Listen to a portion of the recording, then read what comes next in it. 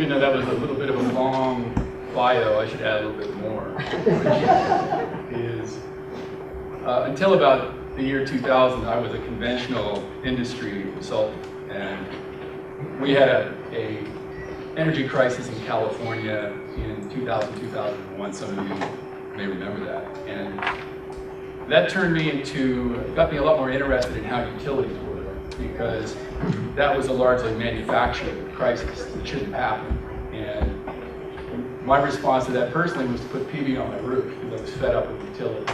And not only put PV on the roof, but put a little energy storage with it so that I could go off when I wanted to go off. I can't go 24/7, but just have some independence from the utility.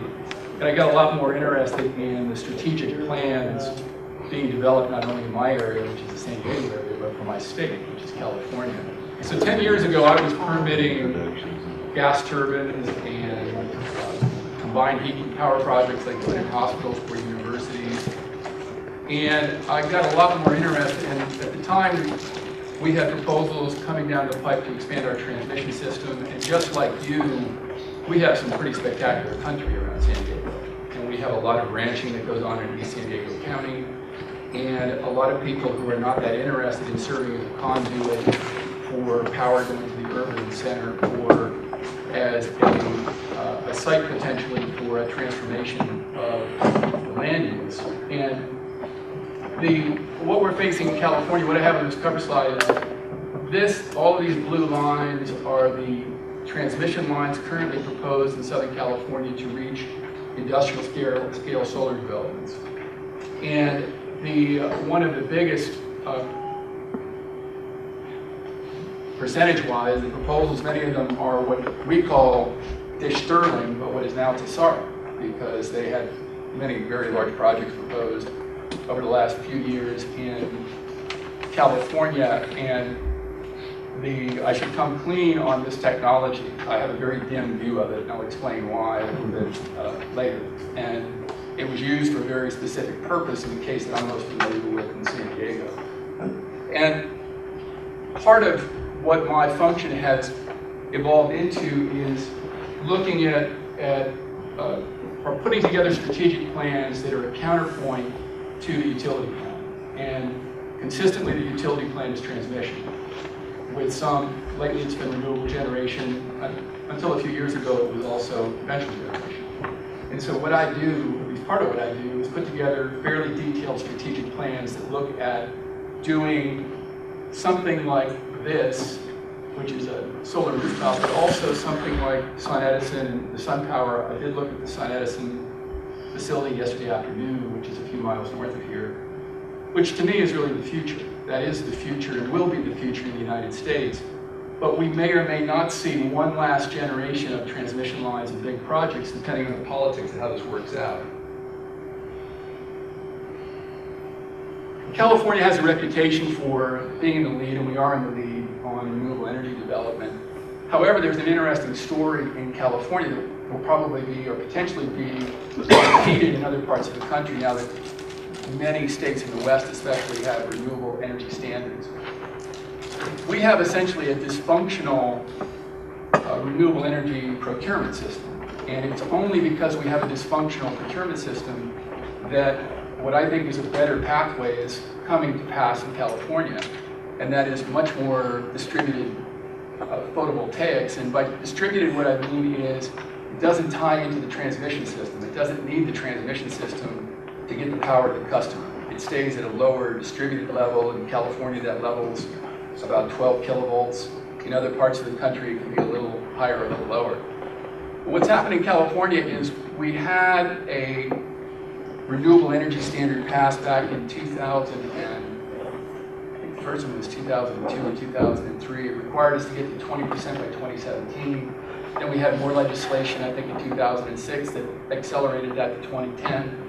But we're not going to make it. And the reason we're not going to make it is because there's no penalty in the state for signing contracts that aren't going anywhere. As long as the utility signs contracts and shows good faith, if the countersigner, the other party, say it's Tesara or Solar Millennium, whoever it is, if they can't deliver, or they can't get financing, the utility's off the hook.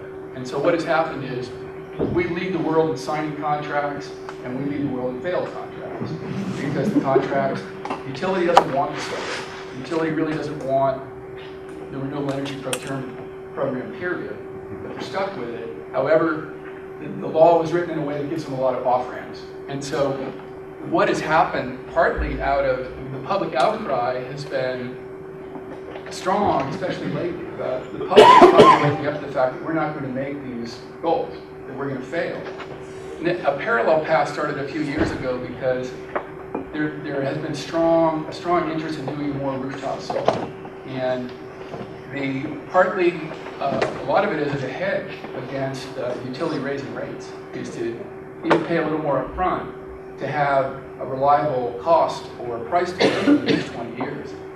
And we had this program started about 10 years ago, but it really accelerated in the last 3 years, the California Solar Initiative. Pretty ambitious target. We're supposed to get to 3,000 megawatts of rooftop solar by 2016. And that program has taken off, and it's really working well. We're actually putting in almost as much rooftop solar as we are the big stuff, because the big stuff, most of the contracts are failing with the big stuff. And so it's almost a tortoise and the hare situation, where I don't think the utilities saw rooftop solar as a threat 4 years ago. They definitely see it as a threat now, because it is about to outpace, with no support from the utility, or from the utilities. We have 3 major investor-owned utilities in California. With no utility support and a lot of attempts to break this program, it just keeps moving and taking off. And so, the reason it's been taking off is, one, we have legislation that requires it, which is a good thing. And but the mechanism that's being used is, and all of this will eventually tie back into Colorado and the San Luis Valley. But I'm giving you, this is basically a case study of a place that's a little bit more in front and what the implications are here. The way this has happened is, in California, the utilities, we have a system called net metering, which is you generate, you send it out to the grid. You're basically just swapping kilowatt hours with the utility. And so if your retail rate is 15 cents or 17 cents or 10 cents, you're basically just getting paid de facto payment of that amount for your solar power. It's still not quite the same. It doesn't quite net out in terms of cost. It's probably still slightly higher cost for PV. But very quick, our rates are rising fast, in part because of new transmission. That the rates are going up fairly fast, and rapidly PV is reaching or coming in below that point. But this is a simple system of swapping with the utility that has been a key element in making the program work.